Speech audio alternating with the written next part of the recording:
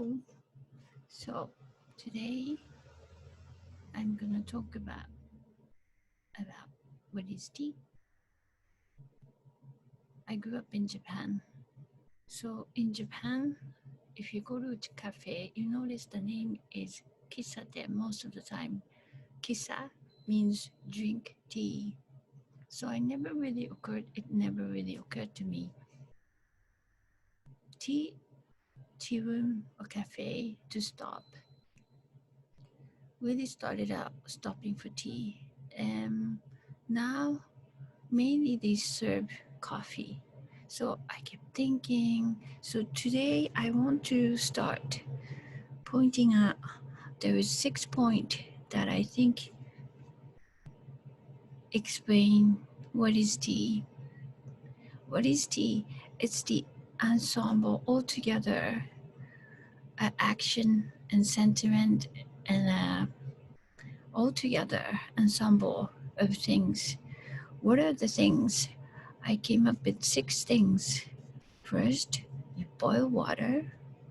Second, pour hot water over something. It could be plant, it could be something, but the action is part of it. Third point, you filter the liquor with the something in it, filter it, pour out into the cup or vessel that you drink the liquor from. 4, you smell. 5, you taste. 6, you sit down and have a sip and go, this moment. Okay, that's altogether tea to me.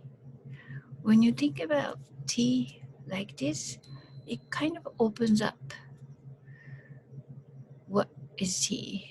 And maybe it makes more inclusive. And I'm going into a little bit more technical. What is tea? Maybe 80-90% of the what's called tea is made with a plant called Camellia sinensis.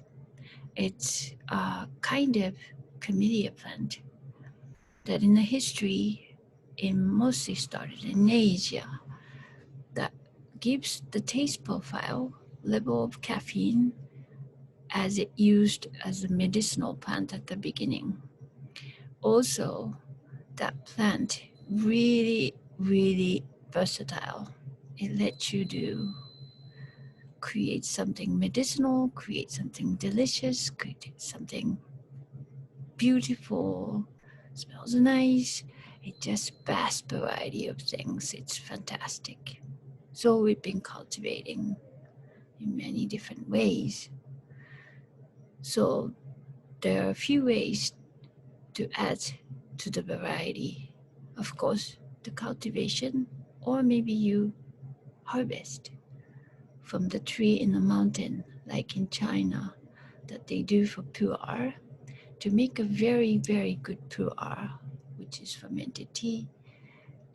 It's best to have the mountain grown old tree, the tea leaf from those leaf. Why? It just has a lot of characteristics that you steam, cook, whatever, or just the oxidation they packed or something. And then what they do is let it ferment with the outside source. Anyway, cultivation is important. Cultivation, where it's grown, also makes a difference. Also,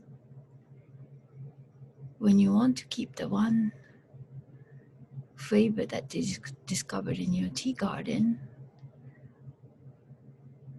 but the science helped, is to identify what these are, and by cutting, by way of fairly close to natural way of cloning, you could grow the similar kind of plant to grow same type of tea plant that gives similar result at the end of the cultivation. Like in wine, there's Chardonnay, Merlot, there's Cabernet Sauvignon, many others, as well as the wild old wine plant as well. If you think about tea like that, you start to kind of understand a little bit easier, right? And main way of differentiating the tea taste is the technique to process tea leaf. Oxidation is very, very key to making different kind of tea and control the level of oxidation. What is oxidation? It's when you take a plant leaf, leave it on your table. It could be basil, it could be thyme. As soon as you harvest, the leaf starts to wither. That's oxidation. This withering process is the enzyme inside the tea leaf working because it has been a stress to the leaf and they are working to recover. I don't know the exact term, but the enzyme helps or accelerate the oxidation process, mostly take out the water content. So at what point you stop this oxidation determines the level of bitterness, amount of perfume, amount of sweetness. So there is a degree of almost no oxidation, little bit. That's maybe white tea, some oolong. Then oolong has a vast range. Oolong is just a general name that's something oxidized and processed to make tea. And that goes to 85% even.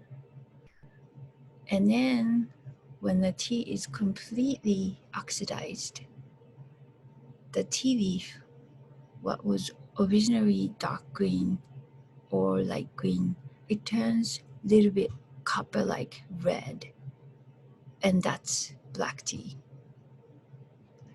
And then after this point, stop oxidation, secondary process begins to roll it or dry it further.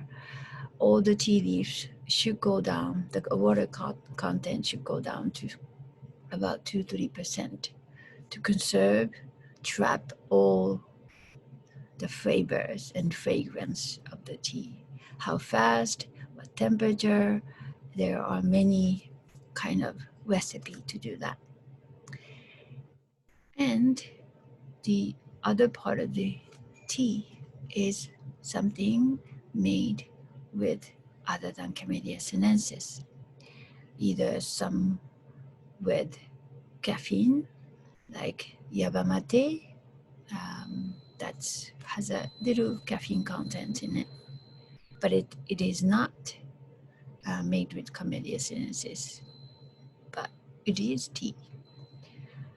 And Rooibos, probably very little or no caffeine content. Just because you say tisane, that doesn't mean there's no caffeine. It's just different taste. So you pick what you like and do the tea action.